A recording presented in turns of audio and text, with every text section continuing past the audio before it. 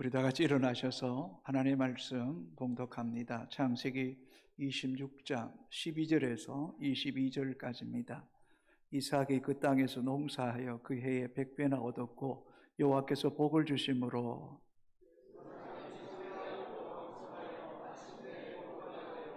양과 소가 떼를 이루고 종이 심이 많음으로 블레셋 사람이 그를 시기하여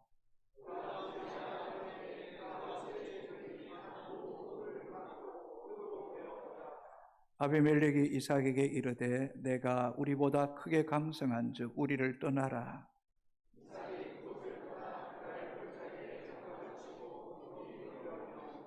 그 아버지 아브라함 때에 팠던 우물들을 다시 팠으니 이는 아브라함이 죽은 후에 블레셋 사람이 그 우물들을 메웠습니다.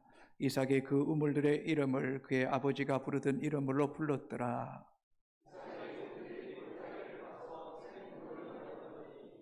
그럴 목자들이 이삭의 목자와 다투어 이르되 이 물은 우리의 것이라 하며 이삭이 그 다툼으로 말미암아 그 우물 이름을 에색이라 하였으며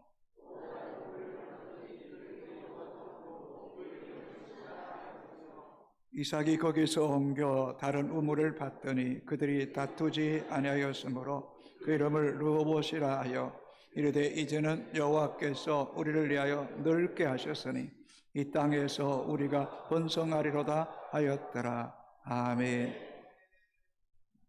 작석하시겠습니다. 아브라함 한 사람이 하나님의 말씀에 순종하여 떠났고 또 이삭을 모리아산에 번제물로 드리는 순종을 통해서 하나님은 그의 아들 이삭과 또 야곱 또 요셉에게 이르기까지 믿음이 개성이 되고 또 언약의 축복이 그들에게 임했음을 알 수 있습니다. 그래서 하나님이 주신 믿음과 복은 당대에 끝나면 안 되고 우리 자손에게까지 이어져야 하는 것이 그리스도인의 사명임을 잊지 말아야 됩니다. 그러나 그 일이 결코 쉬운 것만은 아닙니다. 때때로는 생각지 못한 고난과 아픔을 겪을 때도 그때도 그 믿음을 저버리면 안 되는 겁니다. 오늘 본문은 이삭이 부엘라헤로에 거주할 때에 극심한 흉년이 들 때 있었던 사건을 기록하고 있습니다. 자, 1절을 같이 읽습니다. 아브라함 때에 첫 흉년이 들었더니 그 땅에 또 흉년이 들매 이삭이 그랄로 가서 블레셋 왕 아비멜렉에게 이르렀더니 아브라함이 하나님 말씀을 듣고 첫 출발했을 때에 흉년이 들었습니다. 그 흉년이 든지 병년이 지난 쯤에 이삭이 사는 가나안 땅에도 흉년이 들었습니다. 그래서 성경은 그 땅에 또 흉년이 들매라고 기록하고 있습니다. 여러분, 인생은 시련의 연속입니다. 그래서 고난의 보편성이라는 말을 쓰기도 합니다. 곧 이 말은 고난이 없는 인생, 흉년이 없는 인생은 없다는 것입니다. 고난을 좋아하는 이는 없습니다. 그러나 여러분에게 묻고 싶습니다. 여러분이 언제 주님을 만났습니까? 언제 하나님을 인격적으로 경험했습니까? 그때가 고난의 때, 어쩌면 가장 아플 때, 인생의 큰 흉년 때가 아니었는지. 고난은 우리로 하여금 하나님께로 더 가까이 나가게 하고 그 하나님과 만남을 통해서 우리의 신앙을 연결어가게 하는 시간이 고난의 시간임을 잊지 않게 되기를 바랍니다. 이삭이 가나안 땅에 흉년이 들자 그의 마음에 갈등과 깊은 고민에 빠지게 됩니다. 내가 하나님 약속의 땅을 머물 것인가? 아니면 상대적으로 비옥하고 곡식이 풍성한 애굽 땅으로 갈 것인가? 그런데 안타깝게도 이삭은 애굽 땅으로 가기로 결정합니다. 그 가는 도중에 블레셋 땅 그랄 지방에 머물게 됩니다. 그런데 하나님은 이미 이삭의 마음이 애굽 땅을 향하고 있다는 사실을 아시고 이삭에게 찾아오셔서 이렇게 말씀합니다. 2절 같이 읽겠습니다. 여호와께서 이삭에게 나타나 이르시되 애굽으로 내려가지 말고 내가 내게 지시한 땅에 거주하라. 아멘. 하나님은 우리 인생의 위기의 순간에, 또 흉년의 순간에, 결정적일 때에 언제나 찾아오시고 우리에게 말씀으로 위로와 소망을 주시는 하나님이라는 것입니다. 이삭, 애굽으로 내려가지 마라. 내가 네게 지시한 땅에 머물러 있으라는 겁니다. 여러분, 삶이 어렵고 흉년이 찾아올 때 세상 애굽이 그리워지고 애굽이 더 좋아 보일 그때도 애굽으로 내려가지 말라라고 말씀합니다. 인생의 뜻밖의 기근이 찾아왔을 때에 놀라지 말고 그때도 하나님이 함께 계심을 믿고, 흉년이 들어도 또 양식이 없어 줄이면 줄이는 대로, 때로는 허기진 배를 움켜쥐는 순간이 있을 때에도 하나님을 저버리지 말고 하나님만을 신뢰하고 믿음을 지키고 끝까지 버티라는 것입니다. 기다리라는 것입니다. 우리가 굶고 버티고 힘들 때에 우리를 바라보시는 하나님이 어쩌면 더 안타까이 여기시고 우리에게 긍휼과 은혜를 베푸시기를 원하시는 분이 우리 하나님이십니다. 하나님, 우리 중심 속에 하나님 편에 서기를 기다리신다는 사실을 잊지 마십시오. 이스라엘 백성들이 출애굽해서 메마른 광야 40년 동안 그 길을 지납니다. 한 번도 파종한 적 없고 추수한 적 없지만은 하나님께서 아침마다 어김없이 만나를 내려주셨습니다. 고기가 먹고 싶다고 투정될 때면 메추라기를 보내주셨습니다. 이스라엘 백성은 40년의 삶이 기적이 일상이었습니다. 기적이 상식이었습니다. 알고 보면 우리가 살아가는 모든 순간순간이 기적이요, 그 기적이 상식이고 또 그 기적 속에 우리가 살아가고 있음을 깨닫고 고백하는 자가 되기를 주의 이름으로 소망합니다. 이런 이삭에게 하나님께서 또다시 그에게 말씀해 주십니다. 3절을 같이 읽겠습니다. 이 땅에 거류하면 내가 너와 함께 있어 내게 복을 주고 내가 이 모든 땅을 너와 내 자손에게 주리라. 내가 내 아버지 아브라함에게 맹세한 것을 이루어. 이 땅에 거류하면, 지금은 아무것도 보이는 것이 없고 움켜쥐는 것이 없고 어쩌면 살 한 톨 제대로 남아있는 것이 없어 보이는 그 순간에도 이 땅에 거류하면 내가 너와 함께 있어 내게 복을 줄 것이다. 사랑하는 성도 여러분, 하나님과 함께하는 것, 하나님 편에 서는 것, 말씀 안에 서는 것 그 자체가 복임을 여러분 잊지 마시기 바랍니다. 이런 믿음의 성도의 삶을 그 자손까지, 너와 내 자손에게 모든 땅을 주시겠다고 말씀합니다. 이것은 실로 엄청난 약속이 아닐 수 없습니다. 내 아버지 아브라함에게 맹세한 것처럼 내가 너에게도 동일하게 맹세한다. 기근이 올 때에, 흉년이 찾아올 때도 믿음을 저버리지 말고 끝까지 버텨야 된다. 4절 같이 읽겠습니다. 내 자손을 하늘의 별과 같이 번성하게 하며 이 모든 땅을 내 자손에게 주리니 내 자손으로 말미암아 천하 만민이 복을 받으리라. 아멘. 4가지 약속합니다. 첫 번째가 내가 너와 함께해서 복을 준다. 이 모든 땅을 너와 내 자손에게 준다. 세 번째, 내 자손을 하늘의 별과 같이 할 것이다. 네 번째, 내 자손을 말미암아 천하 만민이 복을 받으리라고 말씀합니다. 우리 집사님 카톡 프로필에 이런 글귀가 쓰여져 있었습니다. 인생은 수동태임을 배웠습니다. 내가 사는 것이 아니라 하나님이 살려주시면 사는 것입니다. 우리는 내가 땀 흘리고 수고하고 몸부림쳐야만이 내가 먹고 살 수 있다 생각하는데 그리스도인의 삶은 그렇지 않습니다. 그렇다고 해서 노동을 경시하는 거 아닙니다. 주어진 일에 최선을 다해야죠. 그러나 그것이 사람의 힘으로 되는 것이 아니라 하나님께서 우리에게 은혜와 복을 주셔야 된다는 겁니다.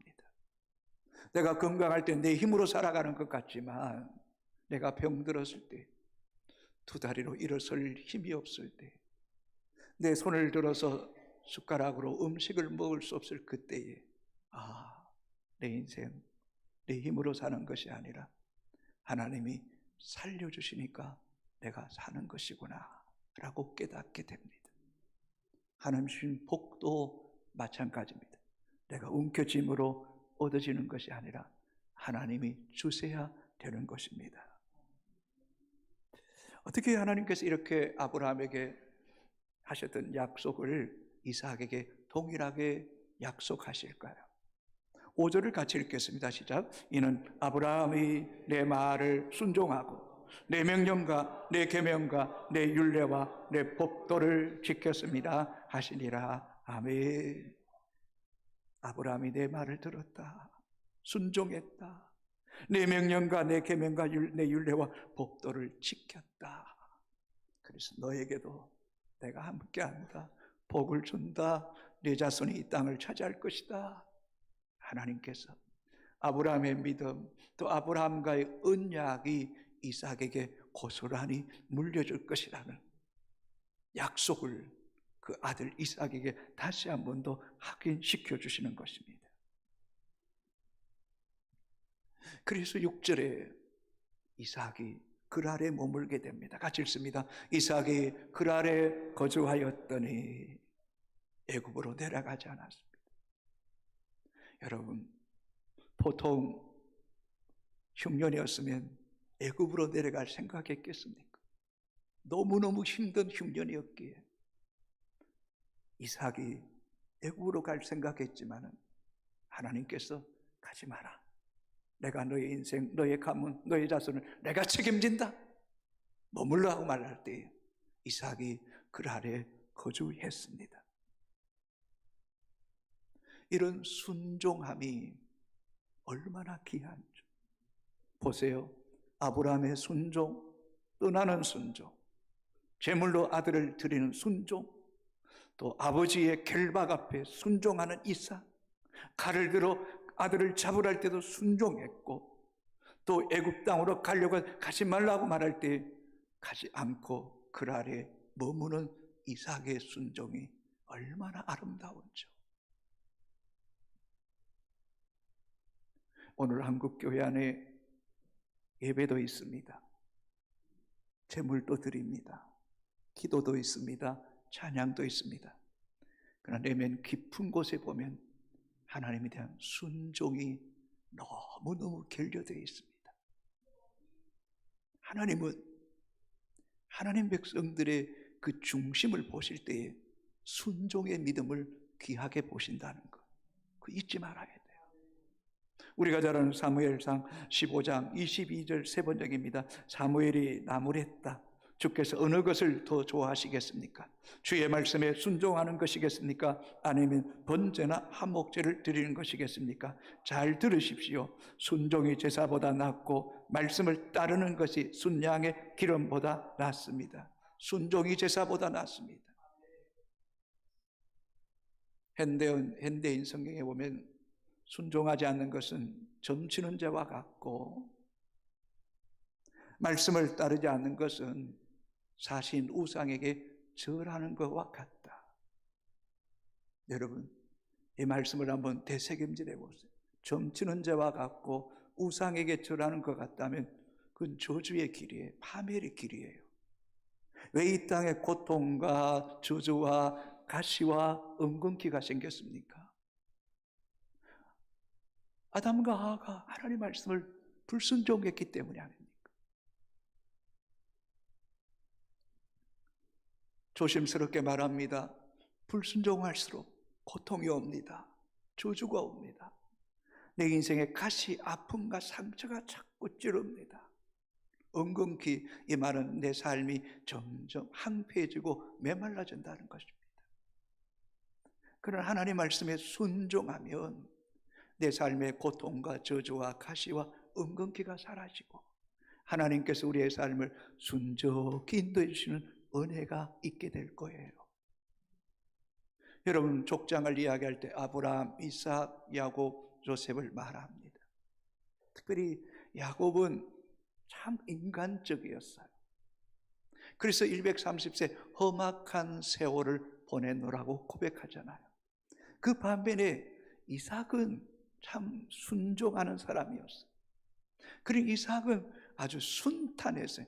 평안했어요. 하나님이 그 삶을 복되게 인도해 주심을 이 본문을 통해서 우리가 알게 되는 거예요. 우리가 예배드리는 이유가 뭡니까? 우리가 기도하는 이유가 뭡니까? 우리가 하나님의 예물을 드리는 이유가 뭡니까? 그 예배와 그 기도와 그 찬송을 통해서 하나님 말씀에 순종하게 하여 주옵소서. 아멘입니까 여러분? 기도하는 이유가 있다면 주여 나를 쳐서 주의 말씀에 순복하게 하여 주옵소서. 그럴 때 그것이 삶의 예배고 그것이 주님께서 기억하시고 우리에게 은혜와 복을 베푸실 줄로 믿습니다. 여러분, 이 성경 153 올람 운동을 통해서 우리가 하나님 말씀을 아는 것이 아니라 그 말씀의 순종함을 결단하는 은혜가 있게 되기를 주님의 이름으로 축복합니다. 하나님 앞에 순종할 때에 여러분이 상상할 수 없는, 꿈꿀 수 없는, 여러분이 생각하고 바랬던 것보다 훨씬 더 많은 것으로 우리에게 채워주시는 분이 우리가 믿는 하나님이세요. 하나님. 자, 성경 읽어봅시다. 12절 13절 같이 읽겠습니다. 이삭이 그 땅에서 농사하여 그 해에 100배나 얻었고 여호와께서 복을 주심으로 그 사람이 장대하고 왕성하여 마침내 거부가 되어 이삭이 그 땅에서 애굽으로 가지 않고 그 아래 머물면서 그 땅에서 농사할 때에 그 해에 한 해에 100배는 얻었고 여호와께서 복을 주심으로 장대하고 왕성하여 마침내 거부가 되게 하셨습니다. 여러분, 특별히 농사일이라는 것이 사람의 힘으로 되는 거 아니잖아요. 하나님께서 때를 따라 비와 햇빛과 일정한 온도를 주셔야지 모든 식물들이 열매를 맺고 그 열매가 풍성해지는 것 아니겠습니까? 어디 그뿐이겠습니까? 우리가 이 땅에서 우리에게 생업에 복을 얻는 것도 우리의 자손이 잘 되는 것도 우리의 의지나 노력이나 애씀으로만 되는 것이 아니라 위에 계신 하나님이 우리를 생각해 주셔야 된다는, 여호와께서 복을 주셔야 된다는 거예요. 그럴 때 장대하고 왕성하고 마침내 거부가 되었다는 것 아니겠습니까? 여러분, 내가 움켜쥐는 복, 누군가로부터 얻는 복도 중요하지만 하늘에 하나님이 복을 주셔야 됩니다. 여러분, 1절에서 큰 흉년이 들었을 때와 이 12절 13절에 마침내 100배나 복을 얻고 장대하고 왕성하고 거부가 되었다는 이 말씀 속에 16절에 보면 크게 강성함이라고 말씀하고 있습니다. 이런 복을 받은 이삭이 어떤 고백했을까요?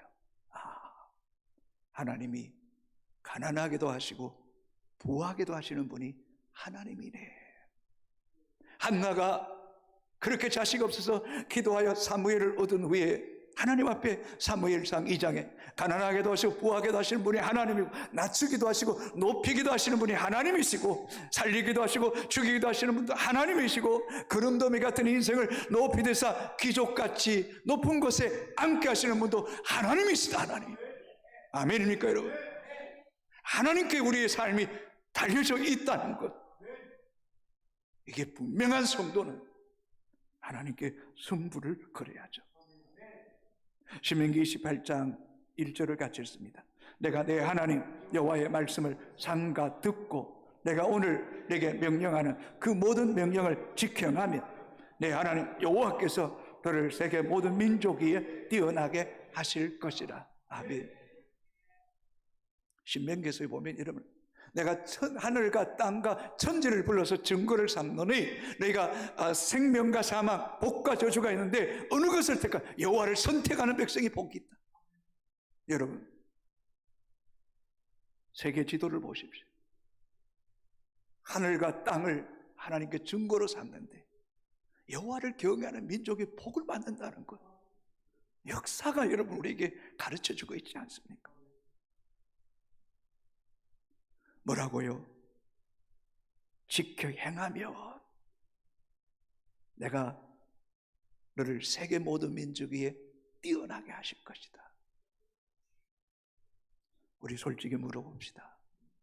여러분의 삶의 중심, 여러분의 삶의 비중, 여러분의 인생의 초점을 정말 여러분은 어디에 두고 살아가십니까? 열심히 살아야지. 한 푼에 더 벌어야지. 저축해야지. 가정을 지켜야지. 여러분, 누가 주인입니까? 내가 주인 되면 안 됩니다. 하나님이 내 인생의 주인입니다. 하나님이 내 생명의 주인입니다. 여호와께서 복을 주셔야 될 줄로 믿습니다. 고난의 때가 있습니까? 흉년의 때를 지나고 있습니다. 이때의 믿음을 분명히 표하십시오. 믿음을 확정시키십시오. 내게는 하나님밖에 없습니다. 하나님께 내 삶을 드립니다. 이런 성도의 삶은 우리가 예배나 기도나 말씀의 순복함의 중심이 확 달라져야죠. 내가 열심히 살아가는 것이 주 목적이 아니라 내게 주어진 일을 최선을 다하면서도 하나님께 내 삶의 중심, 비중을 두고 나는 살아가리라는 이런 결단이 있을 때에 그게 믿음입니다. 그게 하나님 앞에 복이 될 줄로 저는 믿습니다. 성도가 복을 받고 또 잘 되면요, 항상 시기하고 질투하고 뒷담 까는 사람들이 있습니다. 그것도 이상하게 생각하지 마세요. 죄로 타락한 인간은 어쩔 수 없습니다. 자, 성경 읽어봅니다.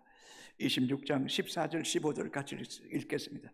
양과 소가 떼를 이루고 심이 많음으로 블레셋 사람이 그를 어떻게 했다고요? 시기하여. 15절 그 아버지 아브라함 때 그 아버지 종들이 판 우물, 모든 우물을 막고 흙으로 메웠더라. 시기하고 질투하는 것이 끝나는 것이 아니라, 여러분, 팔레스타인 지방의 이 우물은 생명이에요. 양식이에요. 열매예요. 양과 소떼가 많아졌다, 그의 100배는 얻었다, 물이 풍성했다는 거예요. 그런데 이 블레셋 사람들이 어떻게 우물을 막고 흙으로 메운 아주 못된 사람들이, 심보가 고약한 사람들이, 이삭의 입장에 보면 얼마나 기분 나쁜 일이겠어요. 얼마나 속이 상한 일이겠어요. 그러나 또 다르게 생각해 봅시다. 이런 것들이 내 삶을 책임지는 것이 아니라 진짜 복은 하나님께 있어. 내 인생은 하나님께 있어. 하나님 복 주셔야 돼. 나는 사람의 시기와 사람의 방해에 나는 연연하지 않을 거야. 내 삶, 내 인생, 내 미래 하나님께 있어. 그럴 때일수록 하나님을 신뢰하는 믿음이 있게 되기를 주의 이름으로 축복합니다.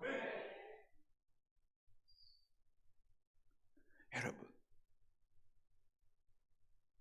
성경에도 얼마나 시기가 많이 나옵니다. 요셉이 아버지의 총애를 받으니까 형제들이 애굽에 팔아버렸어. 다니엘이 총리가 되니까 또 다른 총리들이 시기하고 모함에 사자굴에 던져버렸어. 사울이 아버지 자신의 이 사이고 충신이 다윗이 죽인 자는 만만이고 사울이 죽인 자는 천천이라 말할 때 시기심이 발동되어서 창을 가지고 막 던져 죽이려고 했어. 근데 하나님이 지켜주시잖아요. 어떤 이 수도사들이 강야 깊은 계곡의 수도원에 들어가서 10년 20년 묵상하면서 자기를 비우고 초월했다 그러는데, 그때 사단이 와서 귀에 이렇게 속삭인데 너 그 친구 알지? 그 친구가 이번에 교황됐대. 그러면 막 수도사 얼굴이 색깔이 막 바뀐대요.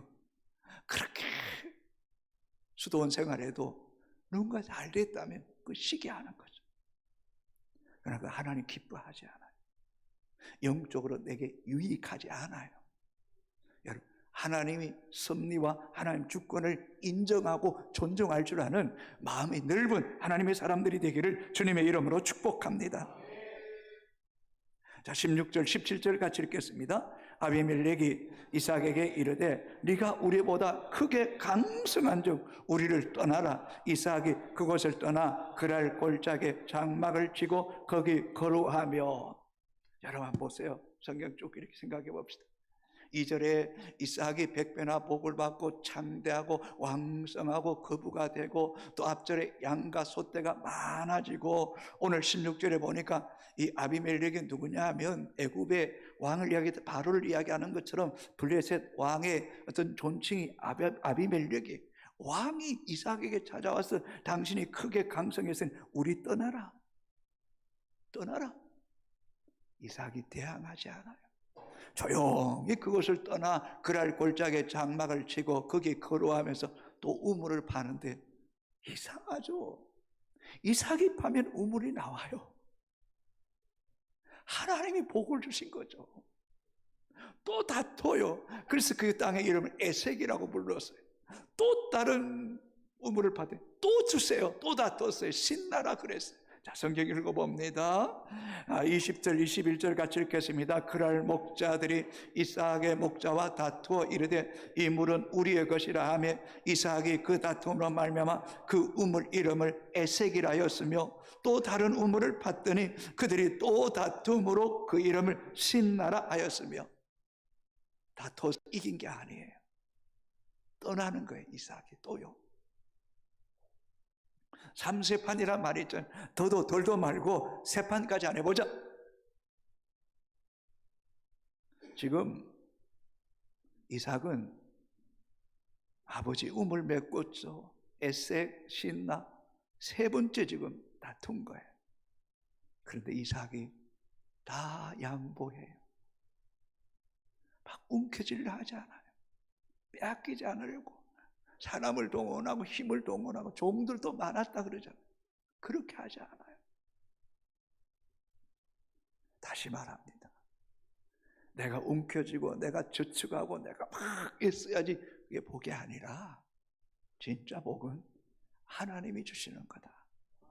하나님이 주시면 빼앗을 자도 없다. 빼앗을 자도 없다.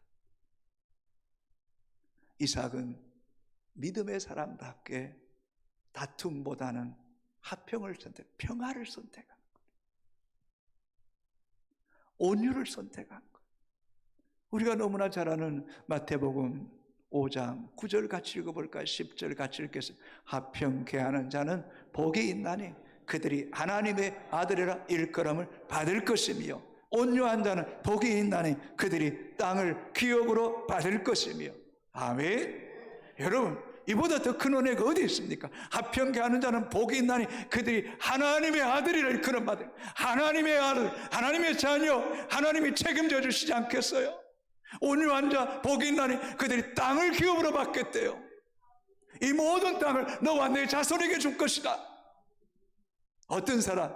온유한 사람, 화평을 선택하는 사람, 양보하는 사람, 생명과 같고 양식과 같고 열매와 같은 것이라 할지라도 또 다른 이가 그걸 빼앗겠다면 그걸 포기하고 또 다른 곳으로 옮기는 사람.